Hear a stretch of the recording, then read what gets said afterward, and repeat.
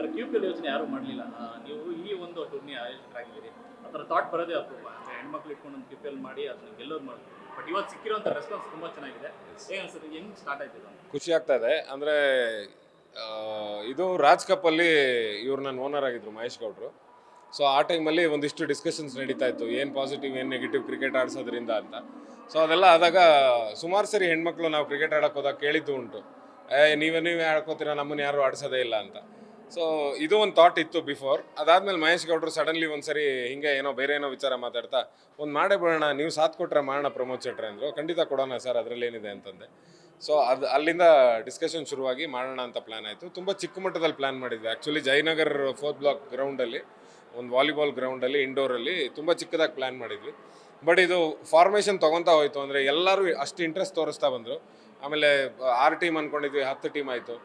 So ಈ ಥರ ಎಲ್ಲ ಆದಾಗ ಇನ್ನೊಂಚೂರು ದೊಡ್ಡ ಜಾಗದಲ್ಲಿ ಇನ್ನೊಂದು ಚೆನ್ನಾಗೇ ಮಾಡೋಣ ಅಂತ ಅನ್ನಿಸ್ತು. ಸೊ ಹಾಗಾಗಿ ಇಲ್ಲಿಗೆ ಶಿಫ್ಟ್ ಆದ್ವಿ, ಕೋರಮಂಗಲ ಇಂಡೋರ್ ಸ್ಟೇಡಿಯಮ್ಗೆ. ಸೊ ಹೋಪ್ಸೋ ಇದೊಂದು ಸ್ಟ್ಯಾಂಡರ್ಡ್ ಸೆಟ್ ಮಾಡಬೇಕು ಅಂತಲೇ ಪ್ರತಿ ಸರಿ ಏನೇ ಮಾಡಿದ್ರು ಹೊಸದಾಗಿ ಏನಾದ್ರು ಮಾಡಬೇಕು ಅಂತ. ಅದಕ್ಕೆ ಆ ಬಿಡ್ಡಿಂಗ್ ಪ್ರೋಸೆಸ್ ಆಗಿರ್ಬೋದು, ಲಾಂಚ್ ಆಗಿರ್ಬೋದು, ಅಥವಾ ಇವಾಗ ಗೇಮ್ ಆಗಿರ್ಬೋದು, ಎಲ್ಲದರಲ್ಲೂ ರೆಗ್ಯುಲಾರಿಟಿ ಬಿಟ್ಟು ಹೊಸತನ ಏನಾದ್ರು ತರಬೇಕು ಅನ್ನೋದು ಇತ್ತು. ಸೊ ಆ ಸ್ಟ್ಯಾಂಡರ್ಡ್ನ ಸೆಟ್ ಮಾಡೋವಂಥ ಪ್ರಯತ್ನ ಈವೆಂಟ್ ಸಕ್ಸಸ್ಫುಲ್ ಆಗಿ ಶುರುವಾಗಿದೆ.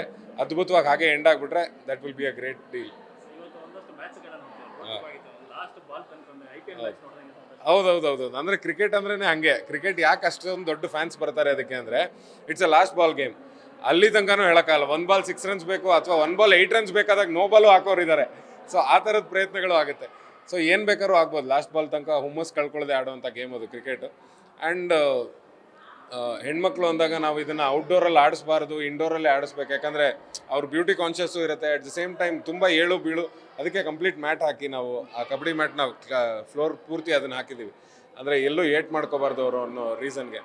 ಸೊ ಅದನ್ನೆಲ್ಲ ಎಕ್ಸ್ಪ್ಲೇನ್ ಮಾಡಿದ್ಮೇಲೆ ಹೆಣ್ಮಕ್ಳು ಕೂಡ ತುಂಬ ಇಂಟ್ರೆಸ್ಟಿಂಗ್ ಆಗಿ ಬಂದರು ಎಲ್ಲರೂ. ಇಲ್ಲ ಆಡ್ತೀವಿ, ನಾವು ಖಂಡಿತವಾಗ್ಲೂ ಆಡ್ತೀವಿ ಅಂತ.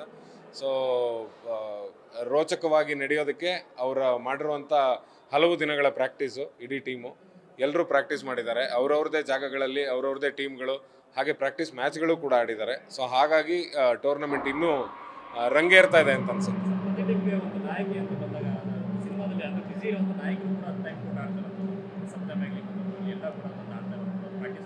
ಎಸ್ ಥ್ಯಾಂಕ್ಸ್ ಹೇಳ್ಬೇಕು ಅವ್ರಿಗೆ. ಯಾಕೆಂದರೆ ಯೂಶ್ವಲಿ ಎಲ್ಲರೂ ಶೂಟಿಂಗಲ್ಲಿ ಬ್ಯುಸಿ ಇದ್ದಾರೆ. ಇನ್ನೂ ಸುಮಾರು ಜನ ಇದ್ದರು.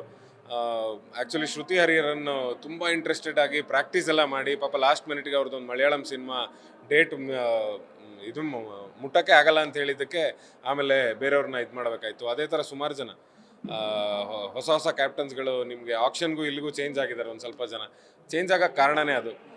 ಎಲ್ರಿಗೂ ಇಂಟ್ರೆಸ್ಟ್ ಇದೆ, ಎಲ್ಲರೂ ಬಂದಿದ್ದಾರೆ, ಪ್ರಾಕ್ಟೀಸು ಮಾಡಿದ್ದಾರೆ. ಸುಮಾರು ದಿನ ಪ್ರಾಕ್ಟೀಸ್ ಮಾಡಿದ್ಮೇಲೆ ಅವ್ರಿಗೆ ಶೂಟಿಂಗ್ ಡೇಟ್ಗಳು ಇದು ಮಾಡೋಕ್ಕಾಗಲಿಲ್ಲ, ಮ್ಯಾಚ್ ಮಾಡೋಕ್ಕಾಗಲಿಲ್ಲ. ಸುಮಾರು ಜನ ಡೈರೆಕ್ಟರ್ಗಳ ಜೊತೆ ನನ್ನೂ ಕೇಳಿದ್ರು, ನೀವೇ ಮಾತಾಡಿ ಸರ್, ಡೈರೆಕ್ಟರು ಡೇಟ್ ಬಿಟ್ಕೊಡ್ಬೋದೇನೋ ಅಂತ. ನಾನು ಒಂದೆರಡು ಪ್ರಯತ್ನ ಮಾಡಿದೆ. ಬಟ್ ಅವ್ರಿಗೆಲ್ಲರಿಗೂ ಅನಿವಾರ್ಯ. ನಾವು ಸಿನಿಮಾ ಫೀಲ್ಡಲ್ಲಿ ಇರೋದ್ರಿಂದ ನಮ್ಗೆ ಅನಿವಾರ್ಯತೆ ಗೊತ್ತಿದೆ. ಒಂದು ಸೀನ್ ಅಂದರೆ ಒಂದು 16 ಜನ ಆರ್ಟಿಸ್ಟ್ಗಳನ್ನ ಕೋಆರ್ಡಿನೇಟ್ ಮಾಡಬೇಕು, ಅವ್ರುಗಳೆಲ್ಲ ಡೇಟುಗಳು ಮ್ಯಾಚ್ ಆಗಬೇಕು. ಸೊ ಅಷ್ಟೆಲ್ಲ ಕಷ್ಟಪಟ್ಟು ಮಾಡಿರ್ತಾರೆ. ನಾನು ಅದಕ್ಕೆ ಹೇಳಿದೆ, ಫಸ್ಟ್ ಪ್ರೊಫೆಷನ್ ನಮ್ಮದೇನು ಆ್ಯಕ್ಟಿಂಗು. ಸೊ ನೀವು ಧಾರಾಳವಾಗಿ ಅದಕ್ಕೆ ಹೋಗಿ ನಾವು ಇಲ್ಲಿ ಬೇರೆ ಯಾರನ್ನಾರು ನೋಡ್ಕೋತೀವಿ ಅಂತ. ಸೊ ಅಷ್ಟು ಸಪೋರ್ಟಿವ್ ಆಗಿದ್ದಾರೆ. ನೆಕ್ಸ್ಟ್ ಇಯರ್ಗೆ ಮುಂಚೆನೇ ಡೇಟ್ ಕೊಟ್ಬಿಡಿ, ನಾವೆಲ್ಲರೂ ಬ್ಲಾಕ್ ಮಾಡಿಕೊಂಡು 100% ರೆಡಿ ಇರ್ತೀವಿ ಅನ್ನೋ ಜೋಶಲ್ಲಿದ್ದಾರೆ. ಸೊ ಥ್ಯಾಂಕ್ ಯು ಎಲ್ಲ ಕ್ವೀನ್ಸ್ಗಳಿಗೂ ಬಂದಿದ್ದಕ್ಕೆ. ಆ್ಯಂಡ್ ಪ್ರೀತಿಯಿಂದ ನನ್ನ ಮಾತಿಗೆ ಮರ್ಯಾದೆ ಕೊಟ್ಟು ಇಷ್ಟೆಲ್ಲ ಪರ್ಫಾರ್ಮ್ ಮಾಡ್ತಿರೋದಕ್ಕೆ I would love to say them thanks. ನಿಮ್ಮ ಯಾವುದೇ ಕೆಲಸ ಇದ್ದು ಕೂಡ ತುಂಬ ಸಾಥ್ ಕೊಡ್ತಾರೆ ಪ್ರತಿಯೊಂದು ಕೆಲಸಕ್ಕೆ. ಎಸ್, ಒಂದು ಸಣ್ಣ ಕಾರ್ಯಕ್ರಮ ಆದರೂ ಪ್ರೀತಿಯಿಂದ ಬರ್ತಾರೆ. ಈ ಥರದ ಯೋಚನೆಗೆ ಅವ್ರ ಕಡೆ ಬಂದರೆ ಸೂಪರ್ ಆಗಿದೆ ಮಗ, ಚೆನ್ನಾಗಿ ಮಾಡು ಅಂತ. ಯಾಕೆಂದರೆ ಆ್ಯಸ್ ಯೂಶ್ವಲ್ ಗೊತ್ತಿರೋಂಗೆ ರಿಷಬ್ಬು ಇದರಲ್ಲಿ ಬ್ಯುಸಿ ಇದ್ದಾನೆ, ಕಾಂತಾರದಲ್ಲಿ. ರಕ್ಷಿತ್ತು ರಿಚರ್ಡ್ ಆಂಥೋನಿಲಿ ಬ್ಯುಸಿ ಇದ್ದಾನೆ. ಸೊ ಹಾಗಾಗಿ ಇಬ್ಬರನ್ನೂ ನಾನು ಕೂಡ ಡಿಸ್ಟರ್ಬ್ ಮಾಡೋಕ್ಕೆ ಹೋಗಲ್ಲ. ಅದಕ್ಕೆ ಹೇಳಿದ್ನಲ್ಲ, ಫಸ್ಟು ಸಿನಿಮಾ, ಅದಾದಮೇಲೆ ಇದೆಲ್ಲ. ಸೊ ಹಾಗಾಗಿ ನಾನು ಟೈಮ್ ತೊಗೊಂಡು ಇದನ್ನು ಮಾಡ್ತಾಯಿದ್ದೀನಿ. ಆ್ಯಂಡ್ ಯಾವತ್ತೂ ಫೋರ್ಸ್ ಮಾಡಲ್ಲ. ಬಟ್ ಇಬ್ಬರು ಕಡೆಯಿಂದನೂ ವಿಶಸ್ ಇತ್ತು, ಚೆನ್ನಾಗಾಗಲಿ ಮಚ್ಚ, ಏನೋ ಹೊಸದು ಮಾಡ್ತಾ ಇದೆಯಾ ಅಂತ. ಸೊ ಇದೆಲ್ಲ ಆದಮೇಲೆ ಮೋಸ್ಟ್ಲಿ ಅಲ್ಲಿ ವಿಡಿಯೋ ನೋಡಿದ್ಮೇಲೆ ಮೋಸ್ಟ್ಲಿ ಮೆಸೇಜ್ ಮಾಡ್ತಾನೆ, ಸಕ್ಕತ್ತಾಗಿ ನಡೀತಾ ಇದೆ ಅಂತ. ಐ ಎಕ್ಸ್ಪೆಕ್ಟ್ ದಟ್ ಅಷ್ಟೇ. Thank you.